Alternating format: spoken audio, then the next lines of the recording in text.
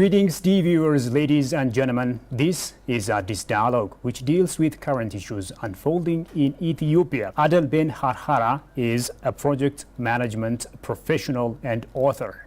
Over the years, he has also worked in multiple professionals and industries, including technology, healthcare, and engineering. As a child in Ethiopia, he had to go through some challenges which could easily have made him lose hope. However, beating all odds, as he was resilient and visionary, he has gotten to the place where he is now. And he is my guest today, coming all the way from Canada with the program. I'm Shifara Olago. Please stay with us. Thank you so much for joining me, Adel. Thank you. Let me take you back to your life as a child in Ethiopia. Unfortunately, you had some tough times back then, following the passing away of your father and your mother, unable to support you, and eventually you ended up in the streets. So how did you feel then? Were you kind of desperate? Did you ever lose hope? Tell me, please. Okay. Thank you for inviting me and giving some kind of pretext to this meeting and my book. As you know, I have written 3 books. Yeah. The first book is my life in Ethiopia, the first 16 years. And the second book is my life in Yemen, about 12 years. The third book is focusing on my life in North America between US and Canada. I came from a father who came to this nation to fight against the Italian. He was in the British Army. Mm-hmm. And my mother is, she was a nanny in one of his friend's house. He was a well-to-do, affluent father he was. And unfortunately, he died unexpected at the age of 55. She was a very young woman, and after the death of my father, the finances fall apart, and I was staying with my uncle after the death of my father between 5 and 8. Then he had to disappear for various reasons, as mentioned in the book, financial reasons, and he left me in the house. So between age and 10 years old in Nazareth, which currently known as Adama, I was on the streets and fending myself and trying to find the food. It was a tough time. As a child, you don't see it as a challenge. You don't see it as a struggle because you're operating like an animal. You just want to find the next meal so that you can suppress the hunger. As an adult, when I look at it, yes, I have a difficult childhood. It was a challenging time. So in a nutshell, my childhood was a very difficult one, especially those between age and 10 when you didn't have a family or a home. You know what, I'm raising this question because I believe that your personal life, your past life can be a great example to Ethiopians and others, of course, that are in a similar situation that you had back then.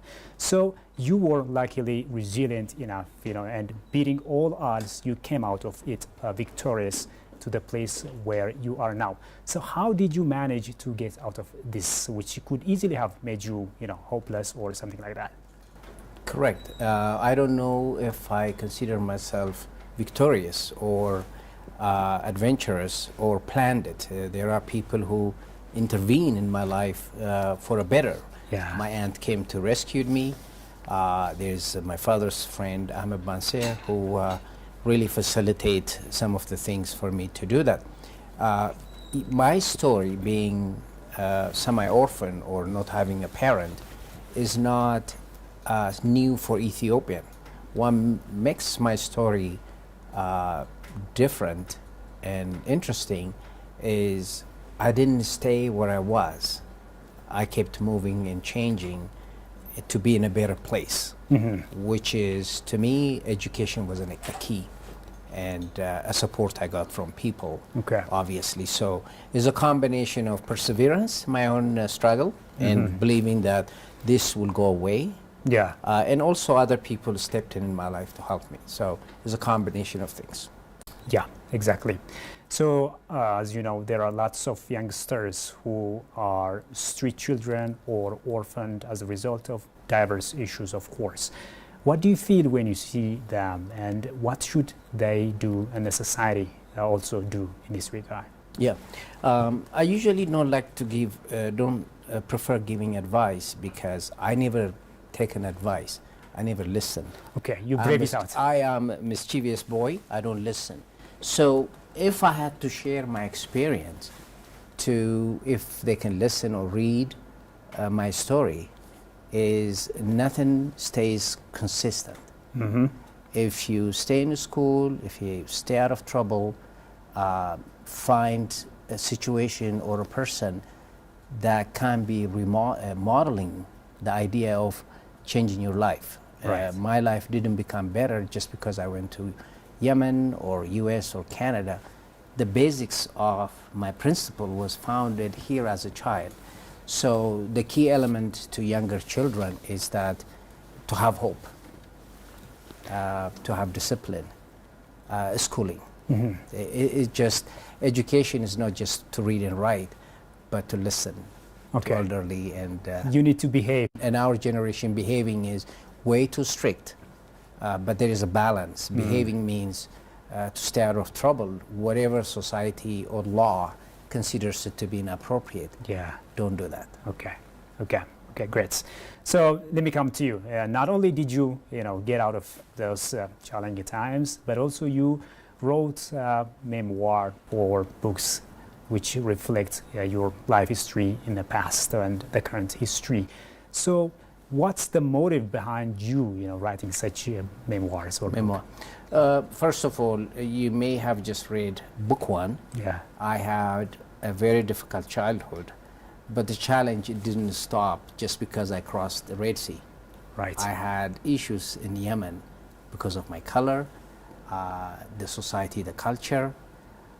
Then I went to US. In America, just because you're living in America, you don't have any challenge. To go to university, you have to understand the language, Of course. the culture. Yeah. So my challenge was not confined or limited to Ethiopia. I continually to have challenges even if I cross boundaries, geographical area. So back to your question, what is your motives to write the book? There are multiple motives. Number one, I endured a lot of pain in me. Yeah. And purging it out is a good thing for you, to keep it. Second, if I write a book, you have three purposes. One, in a book, you have to entertain a person. They have to laugh about your mischiefs, Okay. your bad times. And I don't know if you read my books. Inside, I wrote a lot of situations that happened to me. Most boys can be embarrassed and laugh about it. Number two, if a person spends the time and the money to read my book, when I'm writing my book and I turn myself in the reader's position, Yeah. what this sentence teaches me, what Okay. this sentence makes me think, or what I thought it was about something, what change of mind can happen. So the third motive is that this book, if it can land in the hands of children, in Canada, for example, Ministry of Education, Calgary Board of Education, considering my book for junior high school students as a supplementary. Wow. So if children read this That's book, something, right? that is something. Yes. So if children reads my book, young adults between 10 and 15 years old, it might help them question what they do today, what they will be doing tomorrow. And the income of the sales of this book can help children who didn't have the opportunity to stay in school or put bread on the table. Talking about your book, I've learned that the proceedings or the money that's gotten from the books will go to street children or orphans in Ethiopia and in Yemen, right? Yes. So this is also a noble cause. How successful have you been so far in this regard? Okay, I wrote the book maybe 7 months ago, the first book. So I've been communicating with the Ethiopian community how I can give this manuscript and 1,000 books to Ethiopia to start with. So if this 1,000 books sold or distributed, portion of it, they can generate money. If they have the original manuscript, they can print and sell it. So it sustains itself. So the Ethiopian one, I think, it got traction. I had a book launch a month ago, and about 4 bookstores willing to sell my books without commission. I'm talking to 3 to 4 organizations, charity organizations. They take the revenue and distribute it to the children. And I went to see about 90 orphans in Fiji. Okay. Yeah. So I went to see them, and I'm also in communication with Mary Jo. Okay. I don't know if you know Zabidar. So the success is premature. So we're trying to make sure that the people I'm dealing with understood the story. Okay. And the benefit for twofold. So number one, the story is helpful if it is read and listened to it. So we're preparing an audiobook as well. The second part of it is any revenue comes in, it will help. So we try to find people who promote the book and get more readers so they can buy it. Yeah. And the revenue can go. So I introduced 1,000 books. I'm not sure how many sold so far. Okay. But with you and other people talking about it, Yeah. more books will be printed, or more books will be sold. So I'm not getting any revenue out of it. This Wow. is my gift to those children, and my book will be public domain. I don't know what it's called here. It is a property for everyone. Wow. So that is what Wow. I'm thinking, because if I bring 1,000 chocolate, it will be forgotten in Yeah. a couple of hours. Definitely. Those books have a lasting impression on younger generation today and tomorrow, maybe 50 years from now. Exactly. Tell me more about your book. I've learned that they've been translated into 3 languages. 3 languages. As you know, I am half Arab, half Ethiopian. The second book is intended to help children in Yemen. Okay. Yemen is in a war now. We don't even have a government, proper government. I am in communication with family members living in Abu Dhabi. So we try to find a way to establish the same kind of structure in Yemen. The book can be sold and children be helped. That is very infant stage, because when you have a war, the very first thing you do is getting water, electricity. Yeah. So selling a book for Yemen is a secondary at the moment. But I have that vision next year, 2 years from now, it might happen. So the first book is for Ethiopia, the second book is for Yemen. The third book is for North America. I speak 3 languages, obviously, so I needed my story to be told with my languages, Amharic, Arabic, and English obviously become a dominant language in my life. Since you know the hardships as a young boy, I also want to ask you this question. How do you describe, maybe if you have some time and if you've seen it, how do you describe Ethiopian orphanage system? Have you considered it? Have you made some observations about that? I haven't visited a lot of orphanage facilities and services properly to provide good assessment. My sense of understanding in the past, orphanage or any charity was associated with religion or ethnic. Yeah. Poverty has no color, No, has no gender, none whatsoever. has no religion. I like a charity organization doesn't have any attachment to it.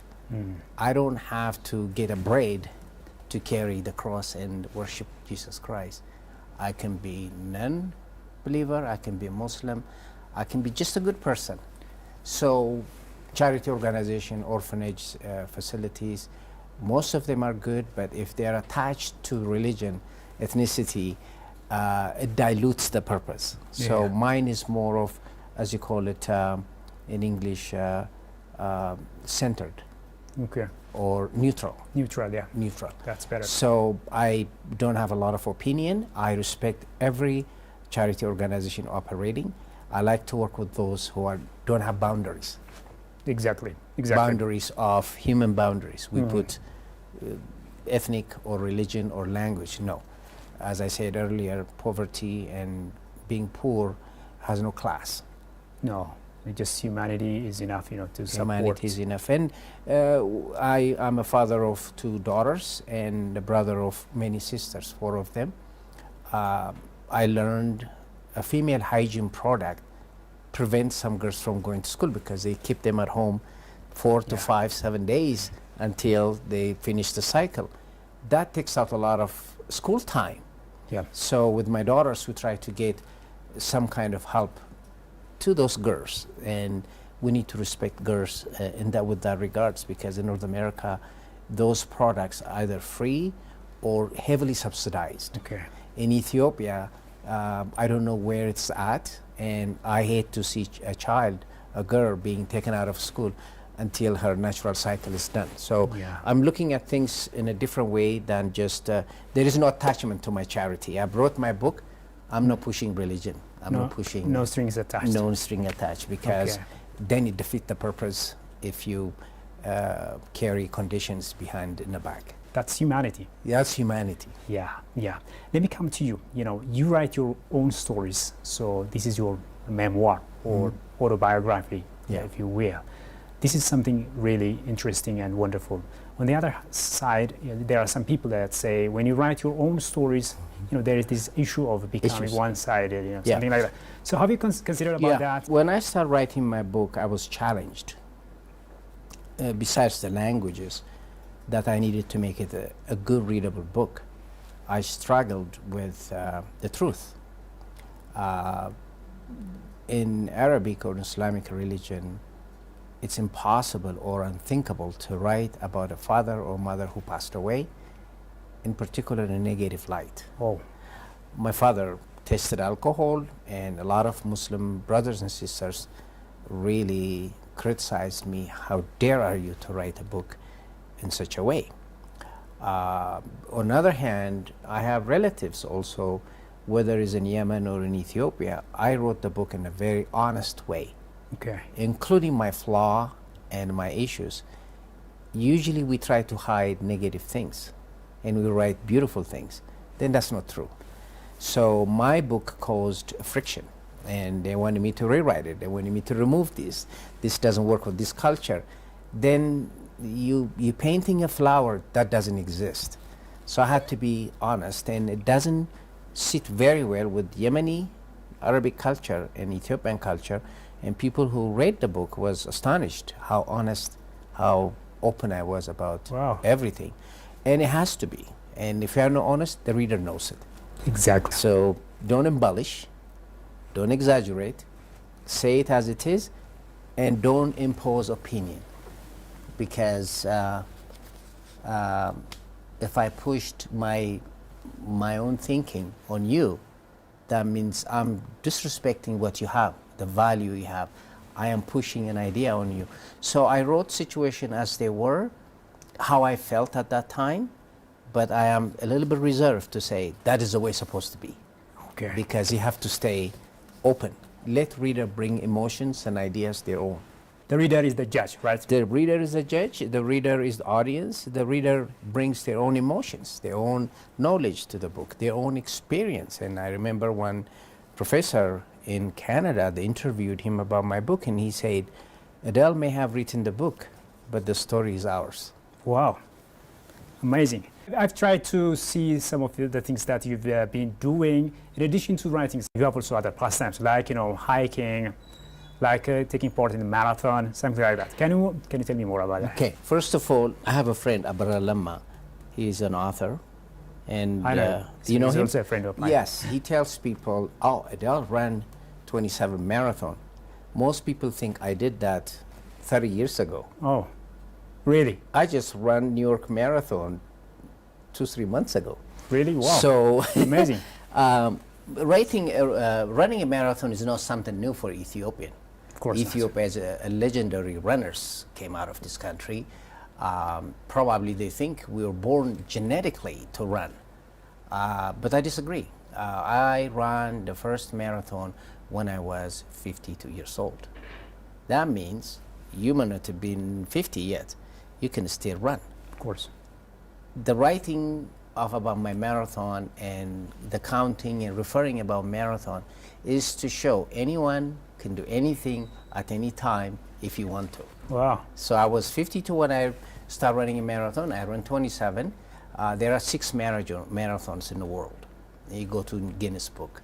So I have Tokyo to do that, so I'll be in the Guinness Book. So I Wow. ran marathon not to prove my fitness abilities or to bonify I'm really Ethiopian, but I had issues in my marriage. I'm raising 2 daughters by myself. Sometimes I'm stressed. So people turn into alcohol or drug or do something else. I apply the energy to run and to hike, to ski, to bike. So to me, physical exercise is a means to balance your brain, Of course. your intellectual ability. So it's a hobby, and I run a marathon for fun, recreational. Oh, amazing. Amazing. It's also exemplary, you know. And I climb Kilimanjaro, as you know. Yeah. And I promised my daughter, she was struggling in school, I said, if you improve your grades, I will climb Kilimanjaro. Wow. I didn't know personally if Kilimanjaro was in Tanzania or Kenya.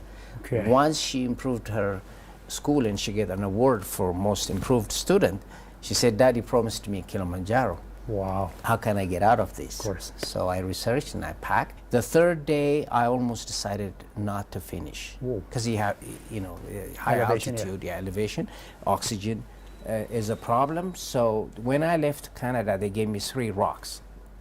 Okay. Says love, leave, laugh. So all start with L.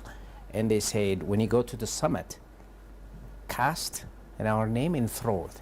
I said, okay. It was in my pocket. The third day I was vomiting, the altitude. So I called the guide to take me back to the base. Wow. And his name is Rama. I said, Rama, he doesn't listen to me. So when I got up, these rocks fall off my pocket. Oh. Oh, I promised my children. So I put back the rocks and I finished it in 5 days. So again, I was 55 when I hiked Kilimanjaro. And the hiking mates I had, 2 20-year-old boys from Denmark. If you added the 2 boys' age, is 40, still younger than me. Their fathers are younger than me. So, you know what? You may have came from poor country. You may have difficult childhood. Yeah. You can still do it. You can do it. Yeah. You can So do that it. is the message. It Yes. gives hope. It gives confidence. Any child, any person who reads my story, they can walk away from it. If you can do it, I can do it. Yes. If that is what it takes, one child, I change their mind, I'll be very happy. Plus, I grew up in conflicting religion and cultural Yes. situation. I know that. Yes, Okay. and I was embarrassed to be known as half Arab because that's the generation at that time. Okay. I just wanted to show whether you are an Arab, Muslim, or this ethnicity, that ethnicity, we're still human. Exactly. Yeah. And let's believe in the basics and focus on the right things. So Yes. those are the motivation I had. And I get sad when I come to Ethiopia, when I see the buildings. I've been telling this story many times. I told someone, I wish I didn't read Amharic when I read the building signs. Mall, bonjour, Okay. all English words Written in Amharic. in Amharic.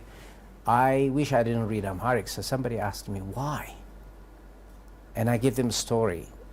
In Egypt, there was a Ministry of Education. He was blind. His name was Taha Hussein. When he took in charge of Ministry of Education, all curriculums were taught using British curriculum. And he made it to be their own native language. We introduced math. We introduced algebra. It came in from Arab society. Of course. Students revolted and walked to his office and screaming at him that he's taking them 100 years backward just because he's changing it to local language. So he said to them, he said, all my life I was disappointed to be blind because I couldn't see the moon. Okay. I couldn't see the flower. The very first time I'm happy to be blind because I don't have to see your face. He said, it's good enough I hear you. So when I came here, I see this building. When you have a language, a culture, a calendar, a religion, history, you naming every building an English name, it's just, I wish I don't read Amharic. Wow. Wow. It's, Amazing. we should be proud of what you have. Yes. Yes. Definitely. What is your plan in the future? And another question, what is your message to our audience finally? The questions in one. I would like my audience to read the book. Okay. Once you read the book, recommend it to another person from personal, selfish reason, not to make money. Okay. But I would like Ethiopian to really sit back and see the history this country has. Not many countries in this planet have cuisine. There's about 12 countries in the world they can say national dish. Right. How many countries in the world? About 200? Maybe. But only 12, 13 people, 13 countries. Ethiopia is one of them. And I get disappointed when I see they're running after pizza and burger when you have a perfectly balanced diet of its own. The religion. You don't have to import the religion when you have your own. You can be proud. The language. In Canada, they try to revive the native language to come to surface, because when European came, the natives' language was disappearing because for many reasons they're wiping and building a Western civilization to it. Now they realized the language, indigenous culture needs to be maintained. Yeah. We are running away from it. So I hear an Ethiopian person, whether it's an official or normal person, every single sentence has 2, 3 English words. That doesn't make you civilized. It makes me confused. So sit back, enjoy what you have. Yeah. If you don't have, borrow. But if you have, be proud of what you have. Yeah. I will never deny being half Ethiopian or half Arab. No. It doesn't make me a less of a person. No, I can do what any white man can do. I can do it. So do you. Exactly. Exactly. That is simple message. Yeah. I think that's a message. If I don't know who offended, we can get offended with this one, but we need to be proud of what we have, even if we are poor. Yeah. My kids saw my mom how poor she was, but they recognized how dignified, how graceful she was. They didn't care the clothing, the lack of chair and couch or TV. They wanted to see the value that person is carrying, and Ethiopians have that and maintain it. Wow. What a message. Thank you so much for being with us. Thanks a lot for the wonderful ideas that you've just given me. Thanks a lot indeed. Thank you. Well, dear viewers, with that we come to the end of today's program. Thanks a lot for having been with us. Until I see you next time with yet another program. It's goodbye from me. Stay safe and take care.